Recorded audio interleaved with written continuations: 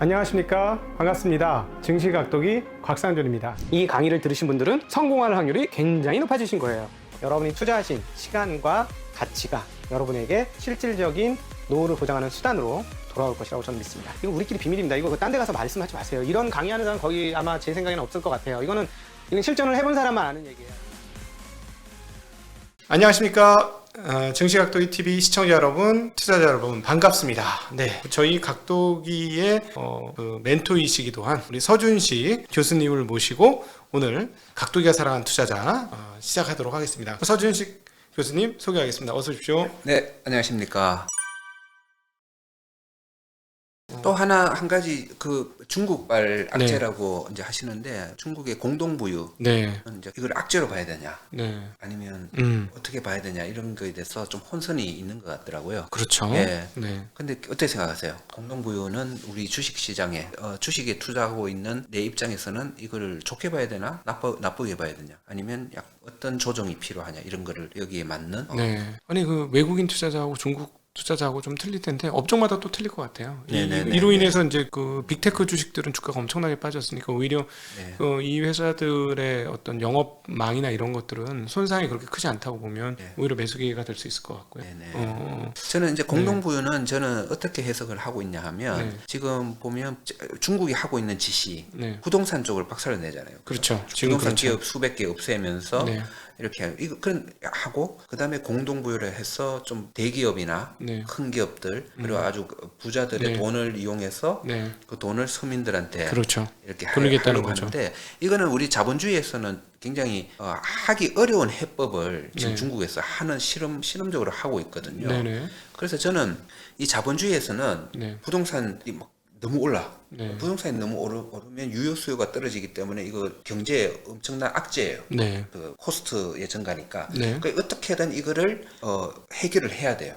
그런데 자본주의 시장에서는 자유주의 자본주의 시장에서는 그 서브프라임 모기지 그때처럼 금리를 인상시켜서 이걸 잡는 수밖에 없어요. 그런 식으로. 그렇죠. 그러면 금리 인상을 해가 부동산을 잡았어. 그러면 부동산이 와르륵 하는데, 부동산만 와르륵 하는 게 아니고 다른 식물 경제도 쪽까지. 막 연결돼서 다 와르륵 해요. 그래서 위기가 와. 위기가 오면 그 다음에 그거를 거기에다가 케인즈주의식 정책으로 유효수를 막 살리는 정책을 막 펼쳐서 다시 살리는 거. 이게 사실은 그 민주 자본주의 시장에서는 할 수 있는 어떤 유일한 해법이었어요. 그래서 사이클이 있고 있는데 항상 위기 걱정이 생기고 하는데, 중국도 사실은 그 부동산 가격 그리고 빈익빈 부익부가 엄청 커진다는 거, 이런 거는 중국도 자본주의를 채택하고 있기 때문에 굉장히 위기에 대한 우려를 많이 하는. 그러니까 저 같은 사람에게는 중국도 저렇게 가면 한번 그 자본주의의 그 위기, 그 상황까지 갈 수 있는데 저걸 어떻게 해결하지? 계속 수렁에 계속 들어가고 있었어요. 그렇죠.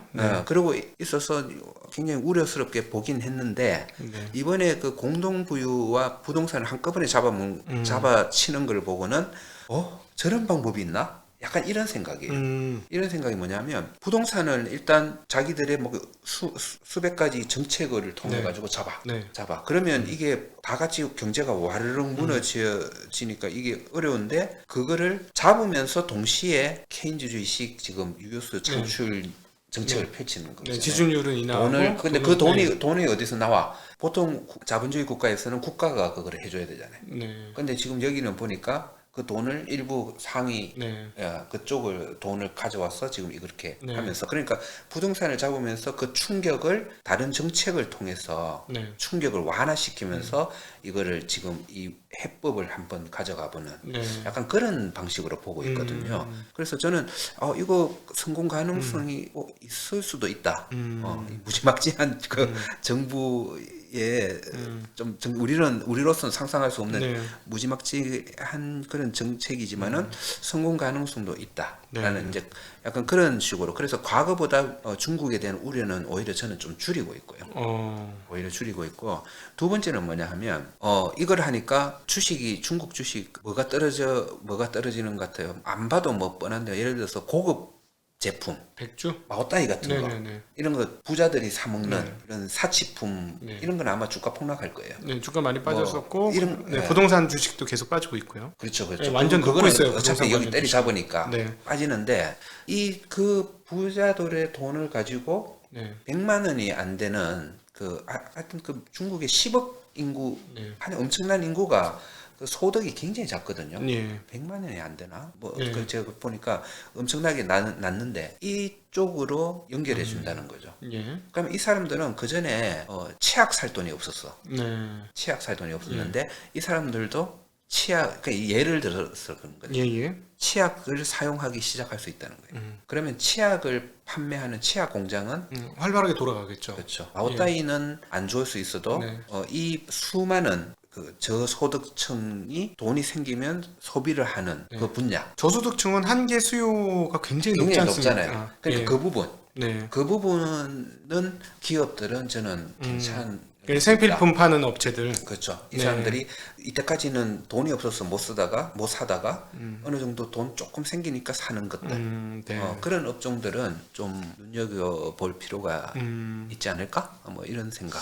그러면은 뭐 그 근데 정도로 진행 저는 과정에서 그건 이제 대원칙으로는 큰 틀에서는 아주 독특한 시각이고 저도 뭐 똑똑한가요? 예, 왜냐하면 여지껏 그렇게 얘기하신 분이 없어서 네. 예, 되게 독특한 시각이고 가능성이 충분히 있는데 지금 시중에서 우려하고 있는 부분은 뭐냐면은 네, 이게 과연 국가 자본주의잖아요, 일종의. 그렇죠. 그러니까 일종의 더 그 철학적 베이스로 하면 철인 정치론이잖아요. 그렇죠. 잘하면 좋지만 잘하면 좋죠. 근데 이게 인류 역사상 제대로 된 적이 있느냐? 이번에 있느냐? 성공할 수 있겠느냐? 그런데 예. 뭔가 하면 그냥 두는 것보다 낫다는 거예요. 지금 중국이 이대로 뒀으면 부동산 가격도 더 올라가서 올라가고 박살난다. 해가지고 그래서 그 그러니까 세계 금융 위기나 일본 네. 버블 붕괴. 붕괴처럼 그런 식으로 터져버리면 네. 중국이 그런 식으로 터져버리면 감당하기가 참 힘든 그리고 우려를 많이 했는데 전 세계적으로 위험하겠죠. 네. 네. 지금 이런 해법을 통해서 하는데 이런 해법이 이제 제 같은 경우는 좀 약간 말이 되는데 우리는 약간 무지막지하지만 네. 이게 우리나라 같은 경우는 감히 쓸 수 없는 네.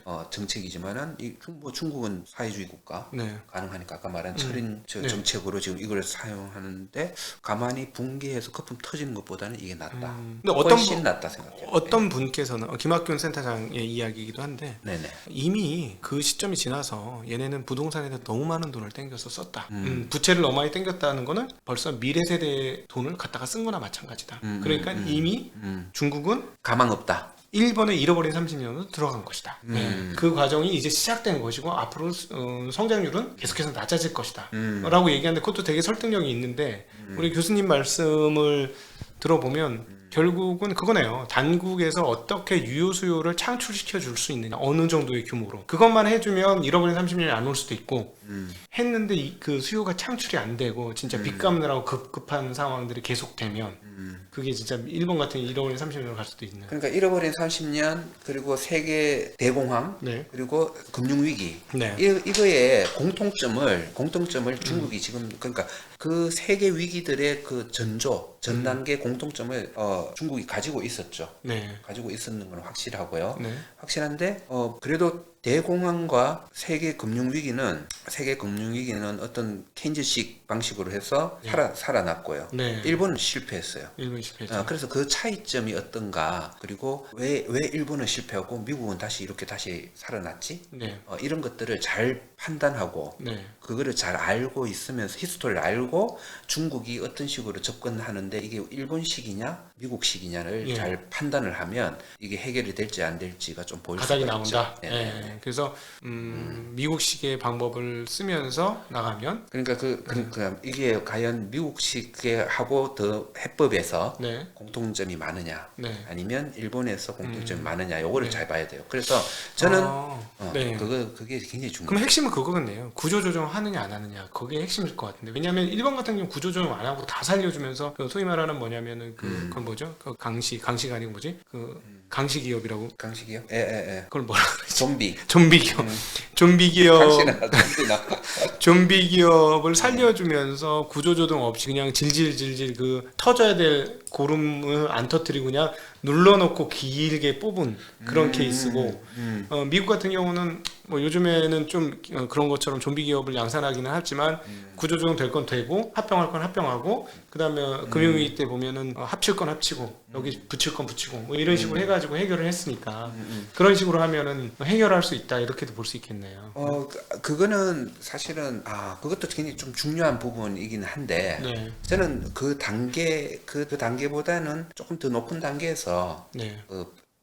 더 중요한 차별점과 공통점이 있다고 봐요. 그래서 그게 더 중요한 게 뭔가 하면 지금 이런 상황에서의 위기 탈출에서 일본과 미국이 뭔가 다른지 케인즈 정책 이런 거 얘기할 때 그때 본격적으로 다룰까요? 네. 본격적으로 다뤄보면 네.